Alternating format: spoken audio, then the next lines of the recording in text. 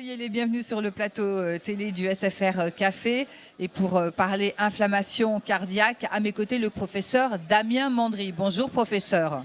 Bonjour. Damien Mandry, vous êtes praticien hospitalier en radiologie et imagerie médicale au CHRU de Nancy et Université de Lorraine. J'ajoute que vous êtes un radiologue spécialisé en imagerie cardiovasculaire. Merci d'être sur notre plateau pour parler d'inflammation cardiaque. En préambule, on peut peut-être rappeler l'importance de l'imagerie cardiaque. Oui, effectivement, on va parler ensuite d'inflammation et d'imagerie cardiaque. C'est un pan très spécifique et une toute petite partie des domaines d'application qui sont extrêmement riches de l'imagerie cardiaque, que ce soit en IRM ou en scanner. Je voudrais d'ailleurs souligner qu'il y a beaucoup de sessions sur cette thématique de l'imagerie cardiaque lors des JFR 2023 et remercier le président Marc Zins d'avoir fait un focus sur l'imagerie cardiaque. Et j'invite évidemment à suivre toutes les actualités dans ce domaine-là. Professeur Mandry, dans quelle situation observe-t-on une inflammation cardiaque? Alors, il y a un exemple assez caricatural, assez simple à comprendre, c'est ce qu'on appelle la myocardite. La myocardite, comme souvent en médecine, le HIT, c'est l'inflammation justement. Et la myocardite, donc c'est l'inflammation du myocarde. Il y a un cas vraiment assez connu qu'on explore en IRM cardiaque depuis longtemps, c'est les myocardites virales qui peuvent se présenter comme un infarctus d'ailleurs. Le patient peut vraiment avoir une douleur qui ressemble à un infarctus, il va avoir des petites modifications sur l'électrocardiogramme ou des modifications plus importantes, également des anomalies sur la prise de sang qui peuvent vraiment faire croire à un infarctus. Le patient souvent va avoir une coronarographie d'ailleurs qui va se révéler normale ou quasi normale, et ensuite on va pouvoir faire une IRM dont on va reparler après et qui va montrer justement des signes spécifiques d'inflammation myocardique et de myocardite. On a vraiment des signes très spécifiques.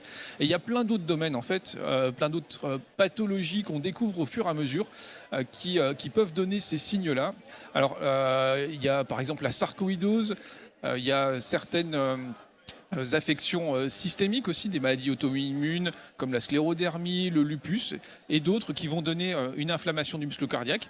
Et justement, après, l'enjeu, c'est d'objectiver cette inflammation avec l'imagerie non invasive. Alors il y a une question qui se pose, c'est celle de la génétique et de son rôle. Est-ce que vous pouvez nous éclairer sur le sujet? Alors c'est un domaine qui est également en plein essor d'un point de vue connaissance. Comme dans beaucoup de domaines, évidemment la génétique joue un rôle, on n'est pas tous strictement égaux. Il y a probablement des prédispositions pour certaines maladies. On le sait bien, par exemple les maladies auto-immunes, mais également on a des patients, on ne sait pas pourquoi, ils vont faire plusieurs myocardites virales. Alors, est-ce que finalement ils ont gardé le virus en eux ou est-ce qu'il y a une prédisposition génétique? Il y a vraiment énormément de travaux en cours grâce au décryptage du génome aussi. Et il y a dans certaines pathologies, maintenant, on commence à avoir des gènes qui sont parfaitement identifiés, ou en tout cas des chromosomes qui sont parfaitement identifiés avec des mutations qui permettent justement de mieux identifier les patients à risque de développer ces pathologies.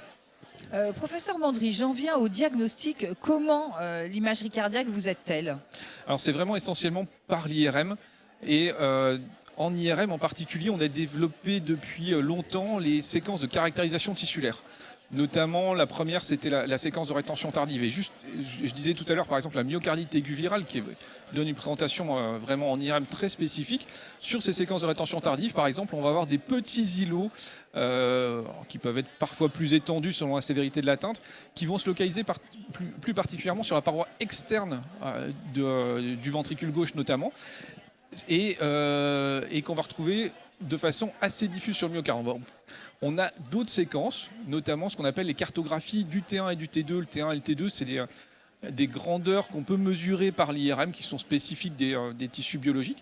Et on peut, avec ces séquences-là, vraiment avoir des arguments pour dire, voilà, il y a une inflammation, et puis essayer de la quantifier un petit peu dans son étendue et peut-être dans sa sévérité. Pour l'instant, c'est encore ce qu'on cherche à faire.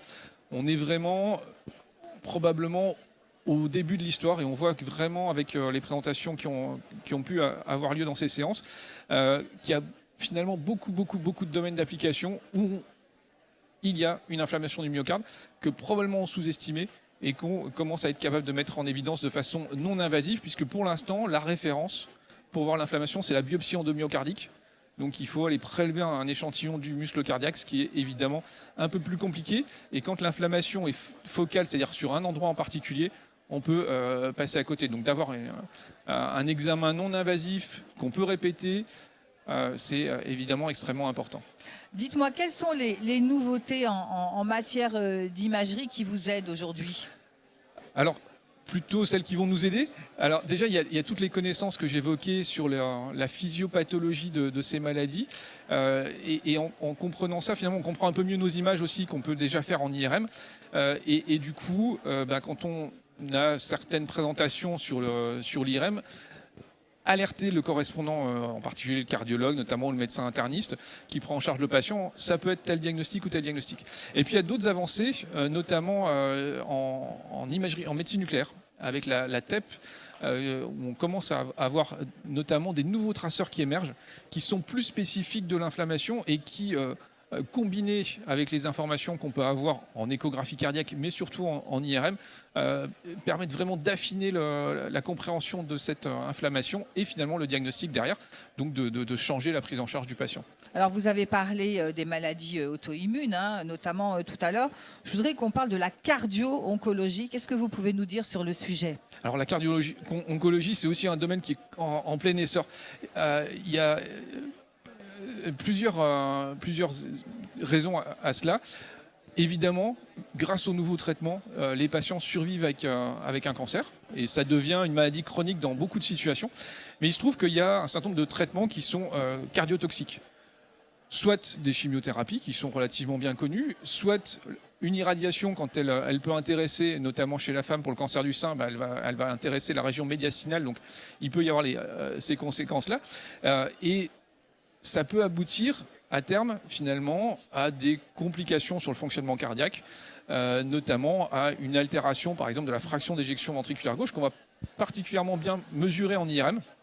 Donc c'est extrêmement important de réaliser ces mesures en IRM. Et on a du coup de plus en plus de patients et de patientes qui vont arriver parce qu'il y aura eu en échographie cardiaque une détection d'une anomalie de la fonction systolique du ventricule gauche notamment, qui vont arriver à l'IRM pour qu'on essaye de préciser cette dysfonction, préciser les mécanismes de la dysfonction et éventuellement mettre en évidence des foyers justement d'inflammation. Et puis le deuxième grand point, qui n'est pas sur la complication chronique, mais plus sur la complication aiguë, qui émerge avec les nouveaux traitements, notamment ce qu'on appelle les inhibiteurs des checkpoints. C'est des anticorps, en fait. Et il y en a un certain nombre qui, probablement avec des prédispositions génétiques, d'ailleurs, peuvent induire des véritables myocardites qui peuvent être extrêmement graves. Et ensuite, en fonction de, justement, la sévérité de l'inflammation sur le muscle cardiaque, et il faut adapter le traitement. Donc l'imagerie, encore une fois, par son côté non invasif, est extrêmement importante pour objectiver cette inflammation, essayer de préciser sa sévérité pour qu'ensuite l'oncologue et le cardiologue qui suit le patient puissent effectivement adapter le traitement au mieux pour améliorer la survie du patient, évidemment, en préservant au maximum le traitement contre le cancer également. Eh bien, écoutez, ce sera le mot de la fin. Merci, professeur Mandry, d'être venu sur notre plateau. Merci beaucoup. Merci à vous. Quant à moi, je vous remercie de nous avoir suivis sur le congrès des journées francophones de radiologie de la Société française de radiologie.